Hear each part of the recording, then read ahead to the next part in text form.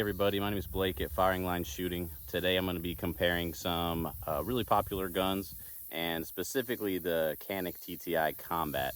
I know there's been a lot of hype about that one recently. One thing I haven't seen in a lot of reviews is the lighter recoil spring being used. So I'm curious to see how that lighter spring works and how that gun compares against some really other popular guns that we're going to be looking at today. Some of the guns that we're going to be looking at today are the Canik TTI Combat.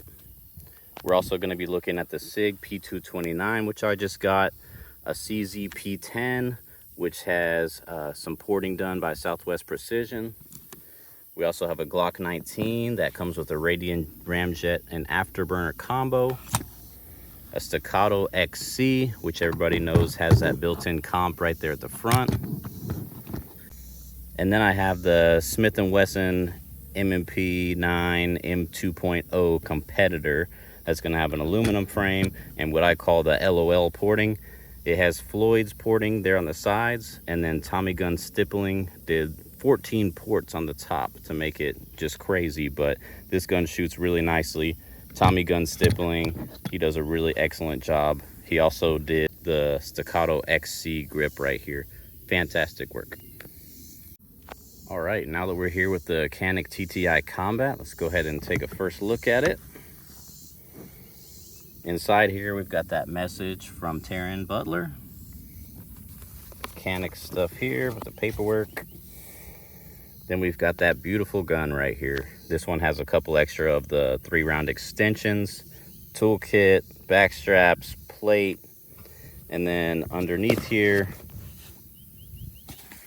we've got a few extra tools, a holster, a really cool Taryn tactical coin, and then right here is that additional recoil spring that we're going to try out.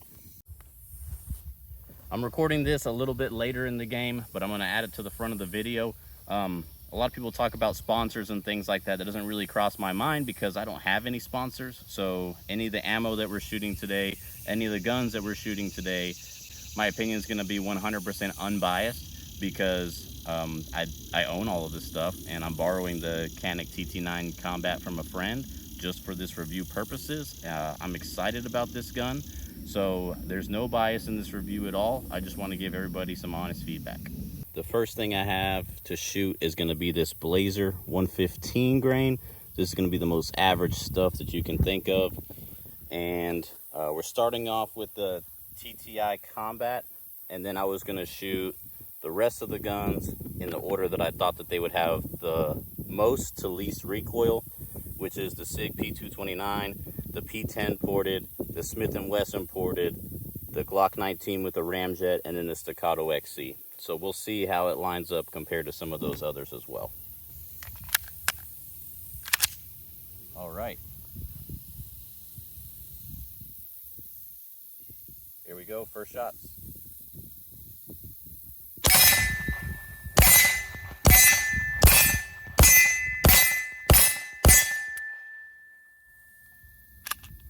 All right, that feels pretty good.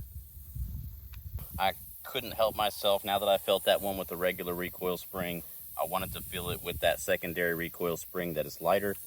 The person that I borrowed this gun from, his name's Noah. Thank you, Noah, for helping me with this review. But now I have that reduced recoil spring in there. Noah said that the other one ran everything completely flawlessly, so we'll see if this reduced power recoil spring also runs everything flawlessly. Here we go with that reduced power recoil spring.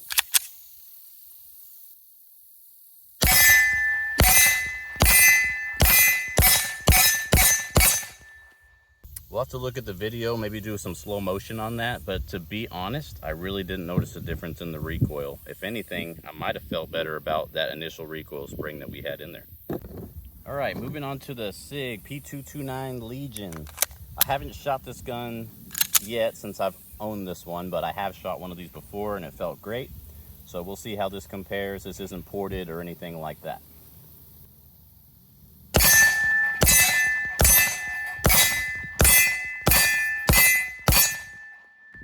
Okay, I definitely noticed a little bit more felt recoil with this gun, but honestly, it's not bad.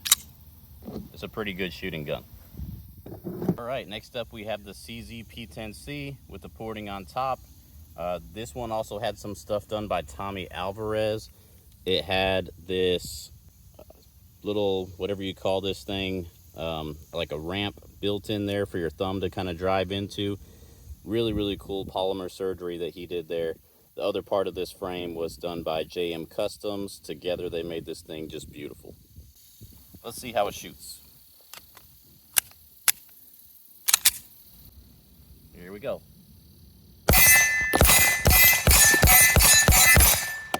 All right. I honestly think that that one has the best recoil control over the three that we've tried so far. The TTI Combat was definitely better than a standard unported gun, but I do have to give the edge to this one, and I'm sure that's partially due to it having pretty decent size holes up there from Southwest Precision. All right, next up we have the M&P 2.0 Competitor 5-inch with Floyd's porting on the side and Tommy Gun stippling porting there on the top. Apex trigger, and everything else is pretty much factory, so we'll see how this compares.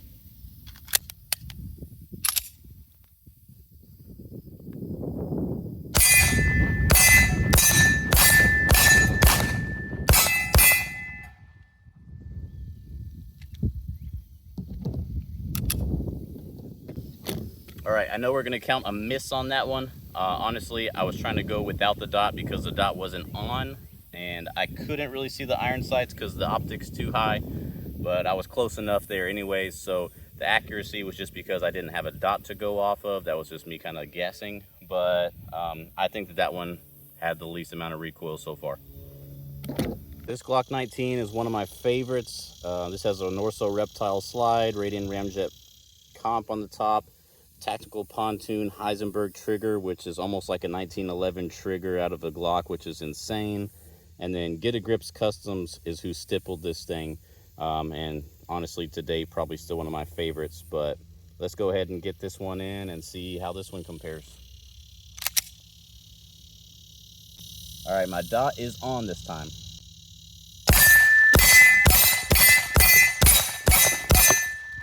That one felt good. I want to say it was pretty similar to the way that Competitor shoots, but we'll move on to the XC. Now we've got the Staccato XC. This one is just pretty much stock. It's just got an Atlas trigger in there, but it honestly just changes the look of the trigger and the flat wall more than anything. Other than that, Tommy Gun stippling stipple job, an SRO on top.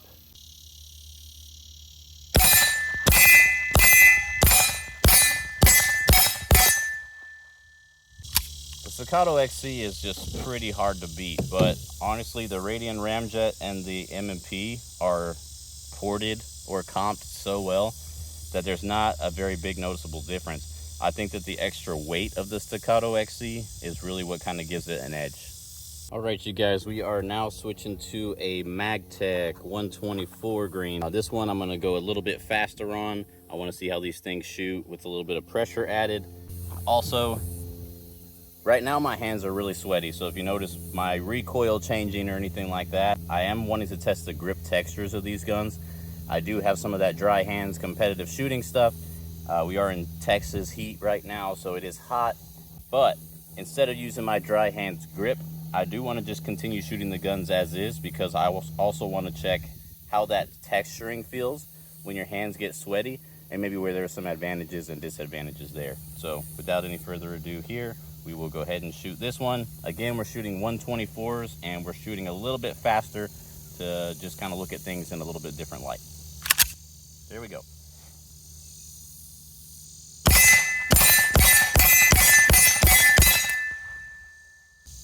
Feel decent. One other thing before I shoot this I wanted to bring up is we hadn't tested the reliability of that new recoil spring. After shooting that, I really don't feel a significant advantage in using that reduced power recoil spring, but I'm also checking for reliability issues there. So right now we haven't had any failures, so we'll continue to test. Right now we're using 124, next we'll go up to the Syntech 150 grain, but right now we're going to go ahead and shoot the Legion and see how this one feels.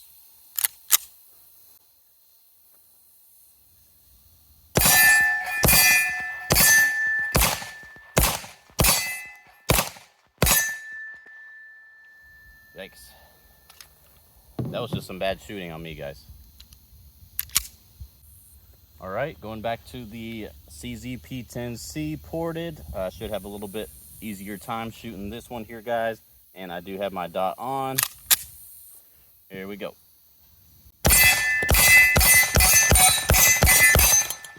Definitely the best out of the three so far.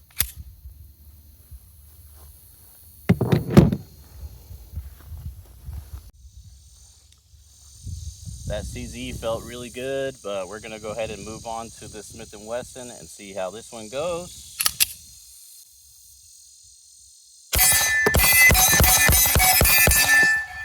This one is just so flat. Next up, the Glock 19 Reptile. It's gonna be hard to beat that Smith & Wesson now.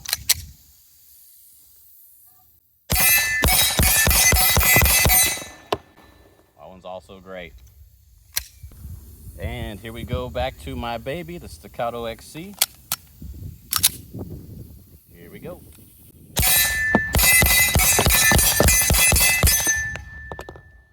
All right, you guys, for this last round, we're gonna change things up a little bit. I am gonna use that Federal 150 Syntech stuff, but I also wanna put in some of these Jello shots from Badlands Munitions. The Jello shots are designed to be a really, really soft shooting round for competition purposes. The Federal Syntech feels really good too, but if there were any issues with amount of pressure or anything, I would say the Jello shots will be the ones that have it. These ones will probably work effectively, so I put in 5 Jello shots and then 5 Federal Syntech, so these are on top. If there's any reliability concerns, we'll find that out now. The only issue I've seen so far is that my CZ P-10C doesn't like those Badlands Munitions Jello shots. It actually will get hung up to the point where I have to like mortar it into the table or something because it gets stuck. Basically, the ogive of that bullet is getting stuck up in that barrel. I talked to Badlands and Southwest Precision about that, and they said that CZ has shorter chambers, and so basically the front of that bullet is getting stuck into where that chamber comes in, and so that's what's happening there. So we'll see if I have the same issues today, or if maybe those issues are introduced to any of these other guns, especially the Canik TTI Combat, because that's what we're really testing today. All right, so first gun that we're going to be shooting here with the Syntech and the Jello shots loaded. It's 150 grain Syntech and 147 grain Badlands Munitions Jello shots. This is stuff that Hunter Constantine shoots. Really good stuff, so we'll see how it works.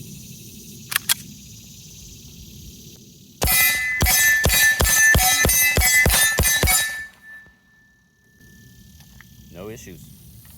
Here we go, Federal Syntech and Badlands Jello shots in the P229.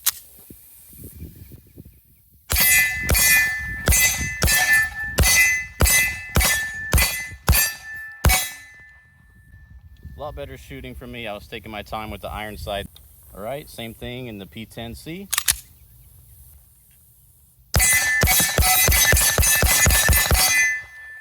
No issues. Moving on to the Smith & Wesson competitor. See if this one feels as good as the P-10 did.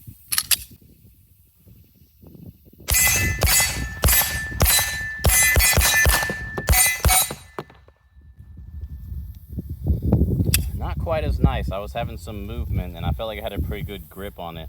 The only thing I could say is I'm not sure if I'm losing any grip in this metal part right here. I feel like because my hands are sweaty, that might be causing me to lose a little bit of friction there. Okay, second to last gun that we have here, the Glock 19 with the Ramjet, same things.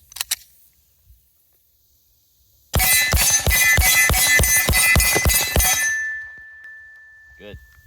Last one that we're gonna get to shooting is the Staccato XC. This does have the polymer grip, and this whole gun is really hot, I guess because it's like all metal. I definitely feel the heat of this one in my hand. It does still have the polymer grip on there, which I don't think we've had problems with grip or anything yet, but I am getting the Vulcan steel grip added on. So the next time I shoot this, that'll be on there. I'm curious to see how well that one shoots with the new grip texture, but I'm also curious to see if it's gonna get super hot when we're out here on these hot days. But let's go ahead and shoot this.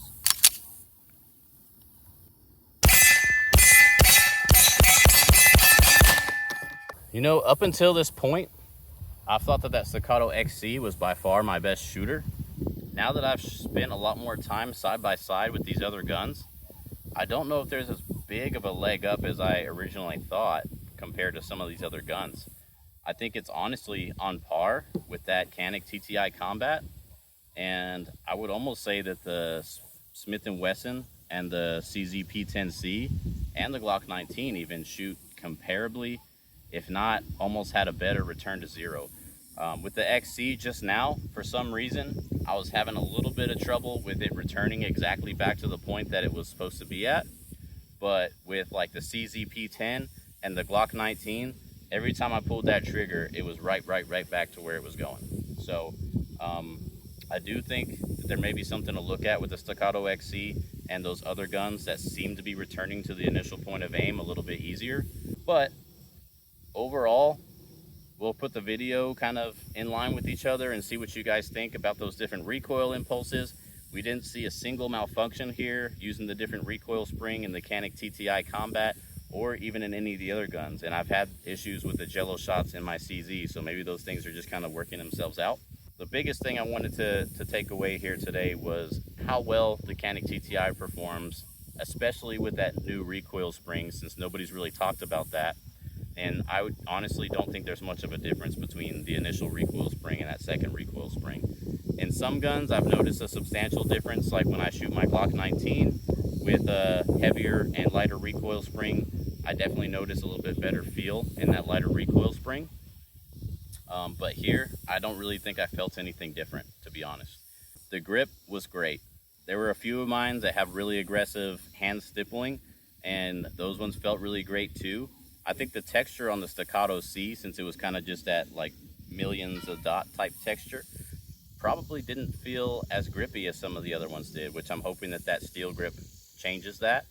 But as far as the other ones go, I think they were all super grippy. The Canik TTI Combat, that one has a really great texture. I mean, it's almost like sandpaper here, and then these little spikes on the back are really gnarly. You also have that same kind of texturing on the slide release or slide stop, and then the trigger, which you probably won't be able to see, is also super aggressive. So I definitely didn't feel like I had any issues gripping in any of the different places. Maybe I wish that these little grip texture cuts were cut a little bit more aggressively, because down here it's super aggressive, and then up here it's almost like smooth across. If I could change something about it, that would probably be it. And also maybe hoping that they would make something like this with a metal frame. I think that could change things up a lot too. But overall, I think it's pretty good. So some final thoughts I want to finish off with. Again, we were mostly talking about the Canik TTI Combat today, and the performance wasn't bad. I think that it's a good pistol. If you can get it for under $1,000, I think that's a super great value. Some of the guns that we were shooting here today were well over $1,000. The XC and the Glock are over $3,000, $4,000. So I wouldn't say it's necessarily an apples to apples comparison, but I also have heard a lot of people don't feel like they got the performance that they expected of this gun having a comp on it, and maybe they were expecting a little bit more recoil mitigation from that comp. And I want to show you guys something if you haven't seen it yet, and that's actually how this works. So this isn't actually a comp that's built onto the end like the Staccato XC has. This is actually just a ported barrel with, honestly, I would say an extended piece of slide on it. If you haven't taken this apart, let me show you what I mean. All right, so that part comes off really easy, but you'll notice when you pull that off of here, let me get this to focus, you really just have a lightly ported barrel. It's threaded kind of, or almost, I don't know if you would say threaded, but some kind of texture on there to hold that thing on. But this isn't a gigantic port or comp or whatever you want to call it. It's just kind of cut in the top. And so I think a lot of people might have been disappointed because that big comp on there is a little bit misleading. And this is actually just a relatively small chunk port, basically. So a lot of chunk ported guns that you see might actually shoot better. But I wanted to show you guys that. Still, I think that this is a great gun, and it's a good shooter. It feels great in your hand. The return to point of aim is good. For under $1,000 bucks, I would say it's awesome. If I was personally shopping for one, I would either get this or I would get that steel frame version. I think it's the Canik Rival SFX or something along those lines. That's one that I'm interested in trying too. I've heard that the recoil feels pretty similar and you don't even have a comp on that gun. Especially if you were to add some porting or something to that gun, I'm sure it would be even nicer. I'm interested in trying that one out. Let me know if you guys feel the same about this gun. Let me know if there are any things that you disagree on. I'm 100% not saying that my opinion is the end all be all. I am very interested to see if you guys agree with me, if you guys have some different opinions, or if this video was helpful for you. Just now kind of starting to put out videos, but I would like to see more of a following so I can do more of these videos. If you don't mind just liking the video, commenting, or even subscribing to the channel, even though I don't have a lot of output yet, I'd really love to engage more with you guys and see what y'all think and put more reviews out like this. Thank you for your time.